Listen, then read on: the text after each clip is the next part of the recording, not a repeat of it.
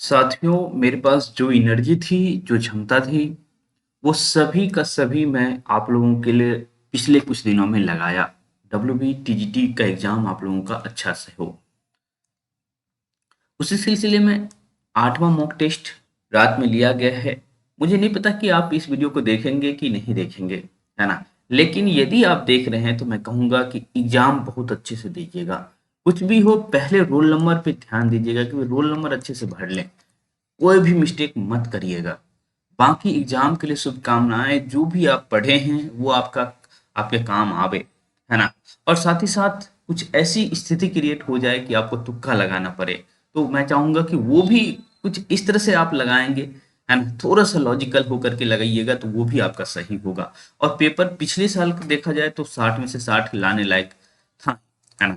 और ये जो टेस्ट है बिल्कुल उसी लेवल से, कल तक जो 1 से लेकर 7 मॉक टेस्ट आप दिए थे, वो हमारा तैयारी कराने के पर्पज से था कि भाई आप लोग कुछ सीखे मॉक टेस्ट से, कि भाई पंक्तियों को इस तरह से मैंने अरेंज किया था कि आपके लिए काम आवे। कि भाई देखिए, हमारा एक प्रश्न कई प्रश्नों के साथ बंच रहता है, 5 से 6 प्रश्न आप निकाल सकते हैं एक ही प्रश्न में। तो वो हमारा तैयारी कराने का एक तरीका है ना?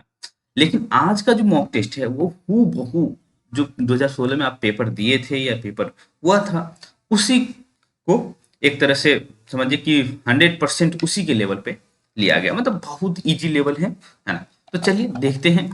ये देखिए, हम यहाँ बैठ कर कह सकते हैं कि इजी लेवल है, लेकिन आप लोग एग्जाम में जा रहे हैं तो मुझे पता है कि इजी लेवल कुछ भी नहीं होता है। एग्जाम का प्रेशर अपने आप में किसी भी हल्के प्रश्न को भी मुश्किल कर देता है ना?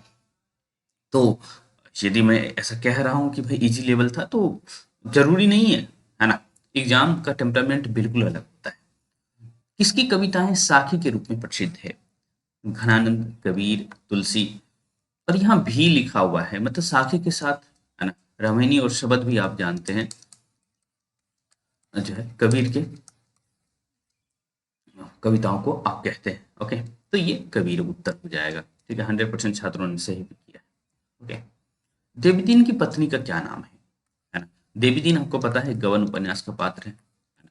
और इसकी पत्नी का नाम जग्गो है ना? मैं लज्जो और तमाम बातें कर दिया था कि आप लोग फंसे, है ना? किसने आदिकाल को चारण काल कहा है? महावीर प्रसाद द्विवेदी, हजारी प्रसाद द्विवेदी, ग्रियर्सन। उत्तर हो जाएगा ग्रियर्सन। देखिए ये कितना इजी है ना? और कल तक जो आप प्रश्न देखते थे कितना एनालिटिकल था। एनालिटिकल इसीलिए मैं देता था कि भाई आप लोग सीखें, है ना? 1 से 7 तक का जो मॉक टेस्ट दिए हैं या फिर पाठ आधारित टेस्ट दिए हैं, आप जो भी, है ना, उस सीखने के पॉइंट ऑफ व्यू से था कि भाई आप लोगों को एग्जाम में कुछ भी लेकर के जाए हमारे तरफ से। ऐसा नहीं कि भाई रटा रटा या चीज आप याद करके जा रहे हैं वो ठीक है, आपके अंदर भाई क्यूरियोसिटी ही नहीं आई तो क्या मतलब था मॉक टेस्ट देने का, है ना? कि आप रिवीजन करने पे फोकस नहीं कर रहे हैं, कुछ नहीं कर रहे हैं। तो इसीलिए उस तरह किया जाता है ना? कि भाई सीखें आप।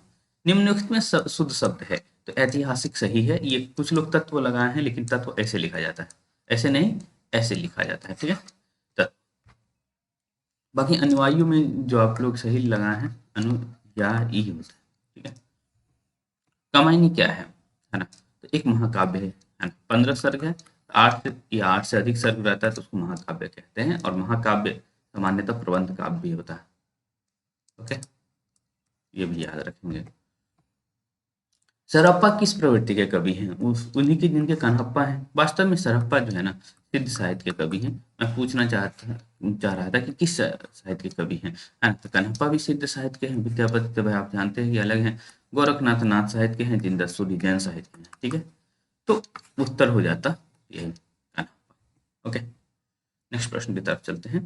बालकृष्ण भट्ट का जन्म कब हुआ है? तो 1844, जो कि इनके ऊपर टिप्पणी करना है। ये भी याद रखिएगा, हिंदी प्रदीप का संपादन इन्होंने 33 वर्षों तक किया था। हालांकि इससे पहले मैं बता रखा हूँ। ओके, निम्नलिखित में कौन सी कहानी संग्रह प्रसाद की नहीं है? छाया, आकाशदीप, प्रतिध्वनि, सप्त सरोज। ठीक है, सप्त सरोज किसका है? तो प्रेमचंद का है। ठीक है, बाकी प्रसाद का है।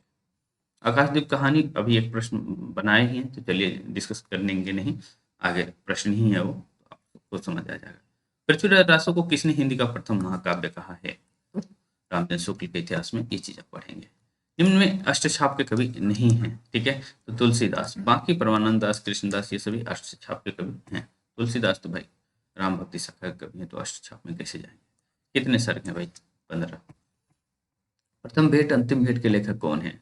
वही जो नीलवरी दुख की बदली के हैं, इसमें से सभी वही जो मधुर मधुर मेरे दीपक चल के हैं, वही जो हे चिरमहान के हैं। तो वास्तव में मैं चाह रहा था कि बस सिलेबस आपके माइंड में रहे, है ना। तो प्रथम भेंट अंतिम भेंट भी महादेवी लिखी हैं, बाकी कविताएं भी महादेवी लिखी हैं, तो इसलिए इनमें से सभी पंच परमेश्वर का प्रकाशन वर्ष 1916, है ना।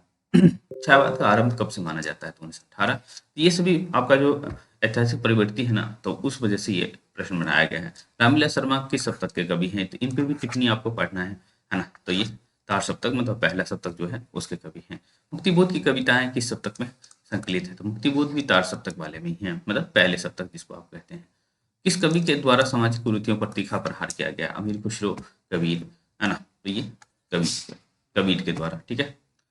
कविता क्या है, निबंध किसका है? तो रामचंद्र शुक्ल जी का है, पहली बार 1909 में प्रकाशित है। चिंतामणि भाग 1 का प्रकाशन आप याद रखिएगा 1939, 2 का 45, कम से कम ये 2 याद रखिएगा, ठीक है। एक का तो खुद रामचंद्र शुक्ल करते हैं, दूसरा विश्वनाथ प्रसाद मिश्र करते हैं, ठीक है। निम्न में ना कौन रीतिकाल और भक्तिकाल दोनों के अंतर्गत आते हैं?